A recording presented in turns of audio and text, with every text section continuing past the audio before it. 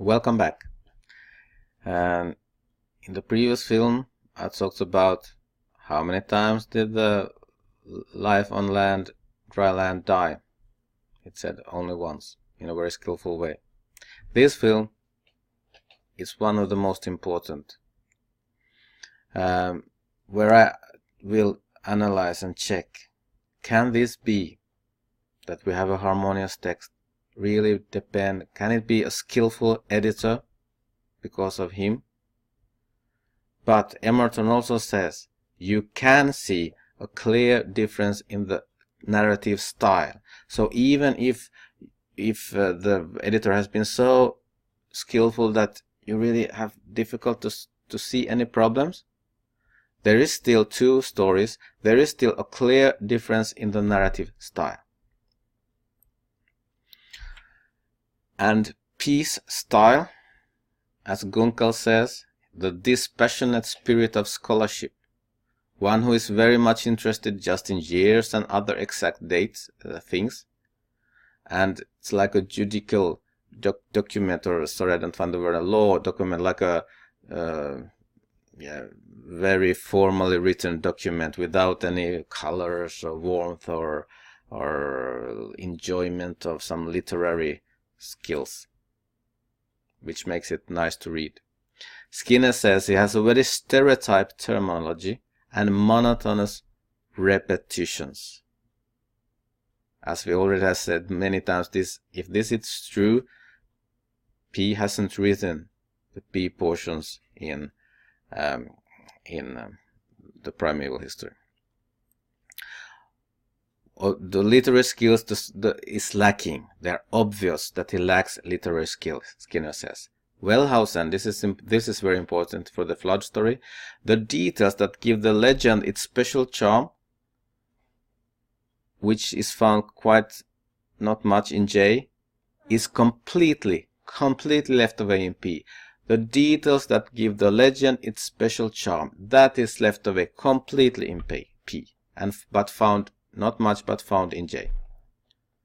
McAvenue, he says that the repetitions in P is like the child language. When you repeat everything, the little mouse went to the little la la la. The red duck who was sitting on a yellow la la. Like children's language, word for word, the same form repeated time after time. Rigid, word for word repetition without variation and finesse is, according to Wellhausen, P's sign of P. Signature, P's signature, I mean. Again, if this is true, you don't find P in the primeval history, that's for sure.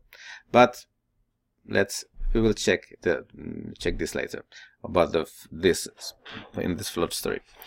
McAvenue tells that the P's style is one who could be for very young kids before school age. J, according to Gunkel, is a very, very much better teller, narrator, storyteller than P. And according to Spicer, he's not only the most talented, gifted of all the biblical writers, but also one of the greatest persons in world literature.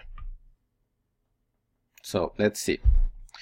Now when I do this, I accept what is called the doublets, even though they are not, but I accept what the documentary hypothesis says, and then checks, can you really find the style which you should find? First, which is according to documentary hypothesis, even I have showed that it's not the case, but anyhow, two motivations to the flood. The first one, and the Lord saw truly overflowing was the evil of man on earth, and so on. Notice, if you can watch this, what is in yellow. The Lord regretted that he had made man on earth.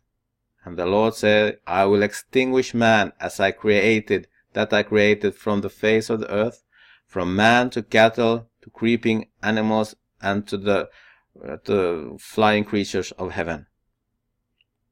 These are words really that you really get to think about or you find in the creation story. So if you read this, you notice there are wordings from the creation story, which is P.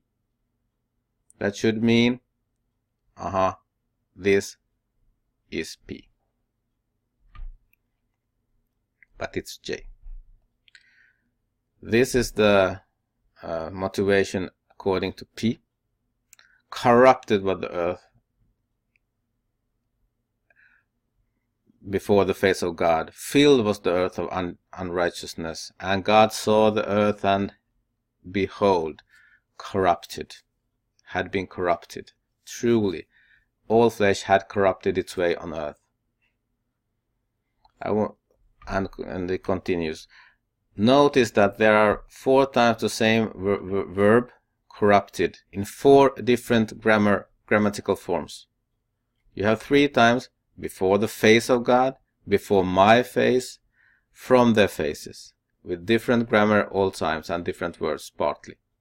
We have filled was the earth of unrighteousness, and we have the earth have been filled of unrighteousness. Different grammar.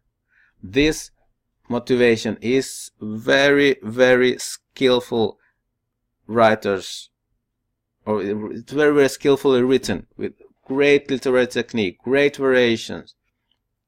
And if P is the one that lacks literary skills, that have word for word, rigid word for word repetitions, this can absolutely not be P. And here you find these words before the face of God, from their faces, before my face. These are words that you find in the Toledot of heaven and earth, chapters 2 to 4. Cain and Abel, for instance, when Cain goes from the face of God. So the words here, they are reminiscent about from the Toledot of heaven and earth. The same way as in J, there were wordings reminiscent of the creation story, which is P. So the conclusion or the text doesn't follow what should be P and what should be J. Actually, it's the other way around. The next thing is, of the 4 times occasions when the animals are mentioned that should go into the ark, one of them have these numbers. Clean animals take 7, 7. Not clean, 1 pair or pair. And flying creatures of heaven, 7, 7. Which writer is interested in this numbers, specific numbers and classification? That is P. That should mean that this is P and not J. But it's the other way around. This is J. It's wrong if you follow what documentary hypothesis says you should find. This should clearly be P. Here is the description about how when the flood starts. One is, and it was rain over earth, on the earth, 40 days and 40 nights. The other version is, this day burst forth all the deeps, fountains of the deep, and the heavens openings were opened, or windows of heaven were opened. Which one could be said has some kind of legendary, sounds a bit legendary? Of course, it's the one with the fountains of the deep and the windows of heaven. That should be P. Sorry, that should be J, of course, because P has left away all legendary material. Who is interested in dates? That's P. But the writer who mentions that the rain was on 40 days and it's very dry, and it was rain for 40 days, 40 nights. No legendary, no colorful telling. That should be P. but it's the other way round. It's completely the opposite to what you should find. It's the other way round. We have the turning point on the flood, which one version is, and the rain from heaven stopped. No legendary, just very boring, could say. The rain stopped. That should be P, of course, because if you compare to, and God thought on Noah and all the animals and all cattle that was within in the ark, and God let a wind blow over earth, and the water receded, and the fountains of the deep were closed, and the openings in the heaven or windows in heaven were closed. Which one could we say to be more colorful, better told, you could call it legendary. I don't think it's a good word, but it's more legendary for sure than the rain stopped from heaven. The one who tells just the rain stopped from heaven should of course be P. And the one with the very beautiful, colorful way of describing it, the same thing, should be J. But it's the other way around. According to the documentary hypothesis, it's J who says, and the rain stopped. So again, it's completely the opposite to what you should find. Then we have here the very beautiful description of the rainbow, the sign of the covenant with Noah. And it shall be when I collect, this is in Swedish now, I just translate it, I can't translate it so well. When I gather clouds over earth, and the bow show itself among the clouds, then I will remember my covenant, which is between you and between me and between you and between all the living creatures of all flesh, and it shall not again be water to a flood to kill all flesh. And it shall be the bow among the clouds, and I will look at her and remember the eternal covenant between God and between all living creatures of all flesh that is on the earth. Yes, said God to Noah, this is the sign for the covenant that I have made between me and between all flesh on earth. This is a very beautiful description how the bow is revealed in the clouds, and God will look at it, and man will look at it and remember the covenant. It's also very interesting that there we have two perspectives here.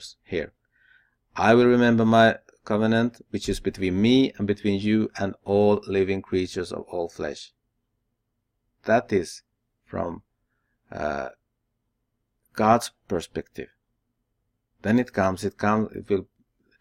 The bow will come among the clouds, and I will look at it and remember the eternal covenant between God and between all living creatures on earth. Here is from perspective of Noah or mankind. Two different perspectives. This is a kind of technique you also find in the Gilgamesh epic and in the flood story in the Gilgamesh epic. Not in the same place, but the same literary technique.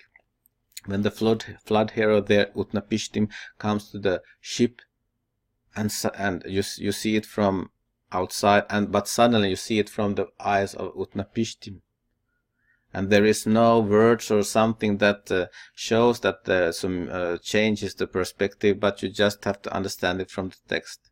And here it's the same way. Two perspectives, from God and from man, and so beautifully described.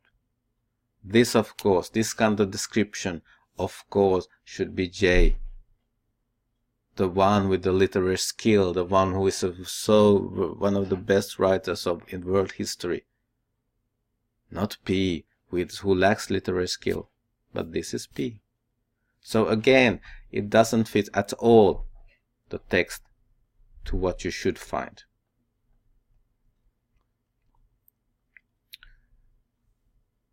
And I